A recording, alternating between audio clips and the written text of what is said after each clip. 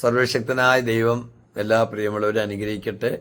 നിങ്ങളോടൊരു വാക്ക് എല്ലാവരോടും നന്ദി പറയാനും കൂടിയാണ് ഞാനിവിടെ വന്നത്. ഞാനിപ്പോൾ വന്നിരിക്കുന്നത് നീതുമോളുടെ ഭവനത്തിലാണ്. പിന്നെ അതുപോലെ തന്നെ ജേക്കബ് ഔസേഫ് അദ്ദേഹത്തിൻ്റെ മകളാണ് നീതുമോള്. അവള് മോൾക്ക് എത്ര വയസ്സാ? 22 വയസ്സുള്ള ഒരു മോള്. അവളുടെ 2 കിഡ്നിയും തകരാറിലായി.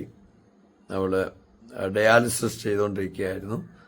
അപ്പോൾ ഡയാലിസിസ് ചെയ്യാൻ സാമ്പത്തികമില്ലാത്ത സാഹചര്യത്തിലാണ് അവർ വിളിക്കുകയും നമ്മളിവിടെ എത്തിച്ചേരുകയും ചെയ്തത്. നമുക്ക് ആ കുഞ്ഞിനെ ഒന്ന് കാണാം. അതിനേക്കാളുപരി ഈ വീട് നമ്മൾ ഈ സാഹചര്യങ്ങളൊക്കെ ഇതൊക്കെ കണ്ടല്ലോ. ഈ പൊടിക്കകത്താണ് താമസിച്ചുകൊണ്ടിരുന്നത്. നമ്മൾ കൊടുത്തതായിരിക്കുന്ന പൈസ, ഈ കുഞ്ഞിനെ സംബന്ധിച്ചിടത്തോളം അവർക്ക് പൊടിയൊന്നും അടിക്കാൻ പറ്റത്തില്ല. പൊടിയൊന്നും അടിക്കാതെ വേണം നമ്മൾ കിടക്കാൻ. അപ്പോൾ നമ്മൾ കൊടുത്ത പൈസയിൽ നിന്ന് ഒരു റൂം അവൾക്ക് വേണ്ടി സെപ്പറേറ്റ് തേച്ച്, പുറത്തെ പൊടികളൊന്നും അടിക്കാൻ ഡോക്ടർ പ്രത്യേകം പറഞ്ഞിരുന്നു. അത് തേക്കാൻ ദൈവം സഹായിച്ചു. ഈ റൂമാണ്. അത് നല്ല തേച്ച് നല്ല കണ്ടീഷനാക്കി മോക്ക് ഇവിടെ കിടക്കാനുള്ള ഇത് ഇങ്ങനെ ചെയ്യാനായിട്ട് ദൈവം സഹായിച്ചു. അപ്പോൾ അവൾ സന്തോഷത്തോടു കൂടി ഇതിനകത്ത് കിടക്കുന്നു. അവൾക്ക് അതേസമയം ഈ വീടിൻ്റെ മറ്റു ഭാഗങ്ങളൊക്കെ അങ്ങനെ നിൽക്കുകയാണ്. പിന്നെ തീർച്ചയായിട്ടും ഇപ്പോൾ ജേക്കബ് ബ്രദർ ഈ കാര്യത്തെക്കുറിച്ച് സംസാരിക്കും. എല്ലാവരും വളരെ പ്രാർത്ഥനയോടുകൂടി ഇരിക്കണേ. ദൈവം അനുഗ്രഹിക്കട്ടെ. ദൈവനാമത്തിന് മഹത്വം ഉണ്ടാകട്ടെ. മോൾക്ക് കിഡ്നിയുടെ വലിയ പ്രോബ്ലമായിട്ട് ഹോസ്പിറ്റലിൽ കിടന്നപ്പം വളരെ ഞെരുക്കത്തിലായിരുന്നു. കാരണം അവിടെ പൈസ ഇല്ല. കാരണം ഡയാലിസിസ് ആശുപത്രിയിലായിരുന്നു, മെഡിക്കൽ കോളേജ്, കോട്ടയം മെഡിക്കൽ കോളേജിൽ. അപ്പം ഡോക്ടർ പറഞ്ഞു അവിടെ കിഡ്നി മാറ്റി വെക്കണം, എത്രയും വെക്കണം. മാറ്റി വെച്ചില്ലെങ്കിൽ ഉണ്ടാകുന്ന ഭവിഷ്യത്ത് ഒരുപാടുണ്ടെന്ന് പറഞ്ഞു. ഞങ്ങളവിടെ ഈ 3 മാസം കൊണ്ട് തന്നെ ഞങ്ങൾ ഡയാലിസിസ് ചെയ്യാൻ പൊയ്ക്കൊണ്ടിരിക്കാൻ നേരത്തെ ഇപ്പോൾ ഒരു 16-17 പേരെങ്കിലും മരിച്ചു. ഞങ്ങൾ ചെല്ലുന്ന 2 ആഴ്ച 2 പ്രാവശ്യം വെച്ചെങ്കിൽ ഒരാൾ വെച്ച് മരിച്ചു. മരണം നടന്നുകൊണ്ടിരിക്കും അവിടെ. കാരണം എന്നാൽ അത്രയ്ക്കും ഒരു ഭീകരമായ ഒരു അവസ്ഥയാണ് അവിടെ. കാരണം എന്നാൽ അതുപോലെ രോഗികളും കൂടിക്കൊണ്ടിരിക്കുകയാണ്. അപ്പം ആ ഡയാലിസിസ് ചെയ്തുകൊണ്ടിരിക്കാൻ നേരത്ത് കിഡ്നി മാറ്റി വെക്കാനുള്ള ഇതിനു വേണ്ടി 10 ലക്ഷം രൂപയിൽ മിച്ചമാകുമെന്നാണ് പറഞ്ഞത് ഡോക്ടർ. ആകുമെന്ന് പറഞ്ഞു. അപ്പം ഞാൻ അതിനു വേണ്ടി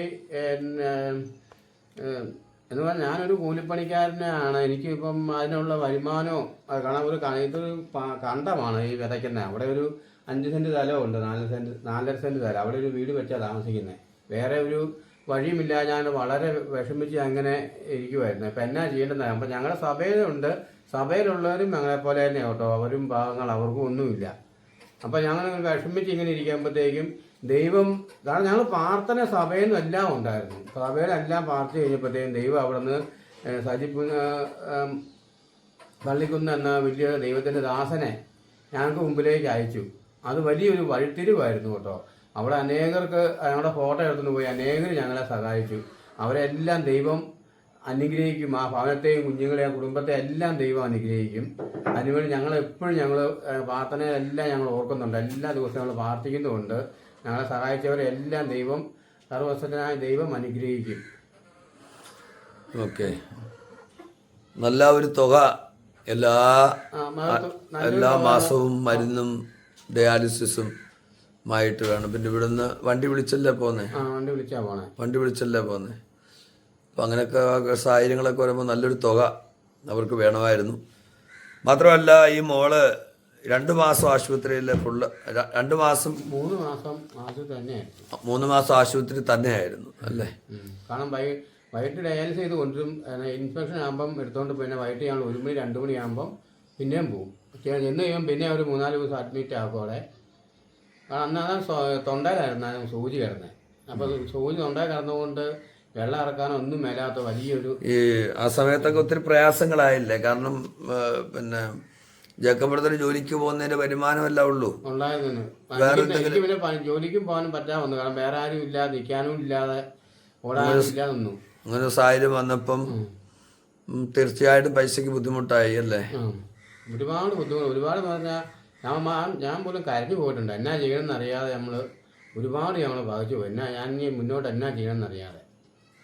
അതാ അങ്ങനെ ഇരുന്നപ്പോഴാണ് ദൈവം അവിടെ സജീവ് വലിയൊരു ദൈവദാസനെ ഞങ്ങളുടെ മുമ്പിൽ. വലിയതൊന്നും അല്ല, നിങ്ങളെപ്പോൾ ഒരാൾ തന്നെ ആണ്. പക്ഷെ എങ്കിലും അത് ഞങ്ങൾക്കത് ദൈവം അയച്ചല്ല. അത് മനുഷ്യർ പറഞ്ഞോ, മനുഷ്യൻ്റെ ഇതായിട്ട് വരുന്നതല്ല. ദൈവം അയച്ചു, ദൈവം ഇടപെട്ടു.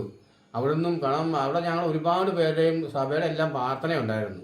അപ്പം ദൈവം ഓരോരുത്തരെ അയക്കുന്നതും എല്ലാം എന്താ പറയുന്നത്, ഇപ്പം പറഞ്ഞോളൂ. പാവങ്ങളുടെ കണ്ണീർ വെക്കുവാനായിട്ട് ദൈവം ഭൂമിയിൽ ഇറങ്ങി വരുന്നില്ല. പക്ഷേ ദൈവം ഓരോരുത്തരും ഇടപെടും. അവിടെ നിന്നും ദൈവം ഓരോരുത്തരെ അയക്കും. കാരണം ഞാൻ എൻ്റെ ഒരു ജീവിതത്തിൽ ഞാൻ സുവിശേഷം ഞാൻ പോയപ്പം 4 ദിവസം പോയി. 5-ാം ദിവസം വീട്ടിലൊന്നും എനിക്കില്ലായിരുന്നു. ഒന്നും ഇല്ലായിരുന്നപ്പോഴത്തേക്കും ഭാര്യ പറഞ്ഞു, ഇന്നെങ്കിലും പണിക്ക് പോകണമെന്ന് പറഞ്ഞിട്ട്. ഞാൻ അന്നേരം 5-ാം ദിവസം പോകേണ്ടതല്ലേ എന്ന്. ഞാൻ അങ്ങനെ വളരെ പ്രയാസപ്പെട്ട് ഇങ്ങനെ ഞാൻ രാവിലെ പോകാൻ ബൈബിളൊക്കെ പിടിച്ച് നിൽക്കുമായിരുന്നു. ഞാൻ ഉടനെ എന്നാൽ പണിക്ക് പോകുന്നതുകൊണ്ട് ഞാൻ വളരെ വിഷമിച്ച് ഞാൻ രാവിലെ ഇറങ്ങിപ്പോയി. വെളുപ്പിനെ എന്ന് ഞാനൊരു സുവിശേഷമായിട്ട് അതായത് ദൈവദാസന്മാരുടെ ജനങ്ങൾ പോയി. ഒരു 5:30 ആയപ്പോഴത്തേക്ക് ഞാൻ അതെല്ലാം കഴിഞ്ഞു. 6 മണി കഴിഞ്ഞപ്പോഴത്തേക്ക് ഞാൻ വീട്ടിൽ വരുന്നത്. ഇപ്പോൾ കരോട്ട് വന്ന് നിൽക്കുമ്പോഴത്തേനും അറിയൂ ദൈവമേ, ഇന്ന് വീട്ടിൽ എന്നോട് പണിക്ക് പോകണമെന്ന് പറഞ്ഞാൽ പണിയാൻ ഒന്നുമില്ലല്ലോ.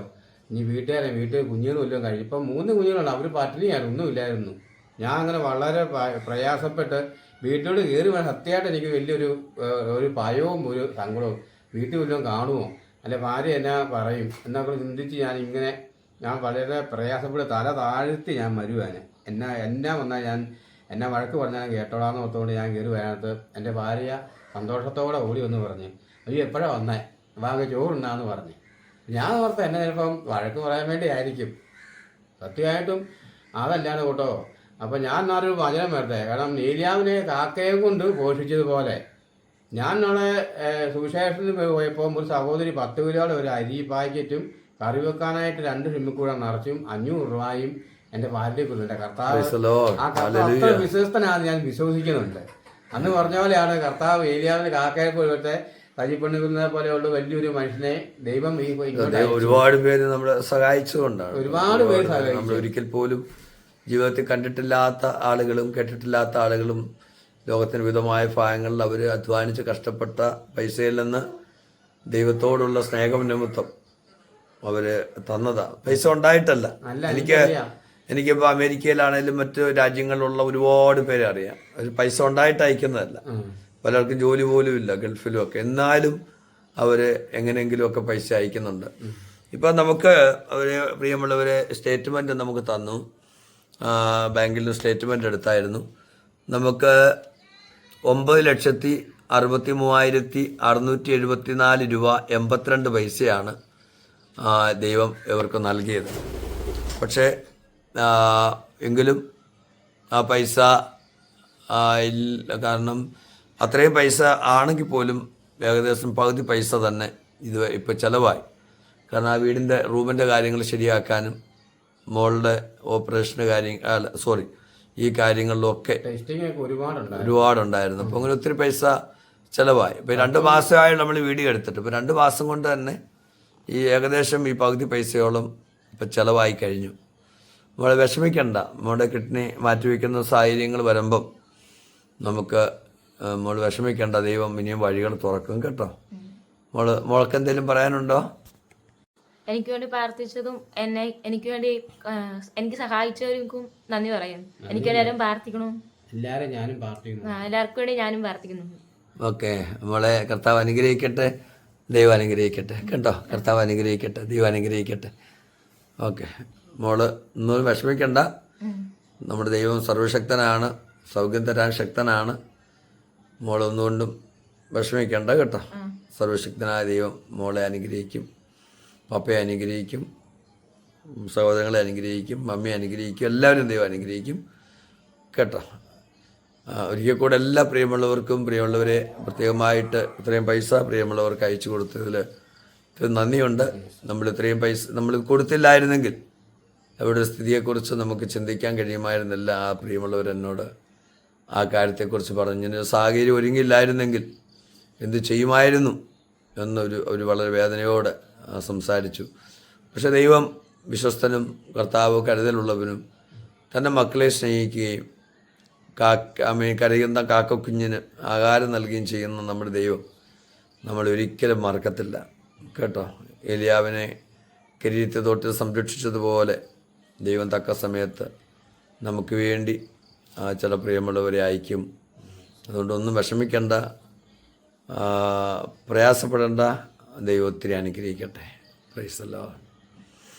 പ്രിയമുള്ളവർക്ക് ഒരിക്കൽ കൂടെ ഞാൻ ഒരു നന്ദി വാക്ക് പറയട്ടെ. 9,63,574 രൂപ 82 പൈസ അയച്ചു കൊടുത്ത എല്ലാവർക്കും പ്രത്യേകമായ നന്ദി ഒരിക്കൽ കൂടെ പറയുന്നു. ഈ വാത്സല്യ കുഞ്ഞുങ്ങളെ ഓർത്ത് പ്രത്യേകം പ്രാർത്ഥിക്കണേ. ആമീൻ. എനിക്ക് ഈ കുഞ്ഞുങ്ങൾക്കൊക്കെ പ്രയാസം വരുമെന്ന് പറഞ്ഞാൽ വലിയ വിഷമമാണ്. ഞാൻ പിന്നെ താമസിക്കത്തില്ല, എത്രയും പെട്ടെന്ന് വന്ന് വീഡിയോ എടുക്കും. കുഞ്ഞുങ്ങൾ കാരണം എന്തോ കുഞ്ഞുങ്ങളെക്കുറിച്ച് ഇങ്ങനെ കുഞ്ഞുങ്ങൾക്കൊക്കെ ഒരു പ്രയാസം വരുന്നത് കാണുമ്പോൾ വലിയ സങ്കടമാണ്. അവിടെ മാതാപിതാക്കൾ അനുഭവിക്കുന്ന സങ്കടവും വേദനകളും ഒക്കെ കാണുമ്പം എനിക്കിരിക്കാൻ പറ്റില്ല. പെട്ടെന്ന് ഞാൻ വന്നിട്ട് അവിടെ വിഷയത്തിൽ വന്നിടപെടും. തീർച്ചയായിട്ടും ഞങ്ങളെ ഓർത്തും പ്രാർത്ഥിക്കുക.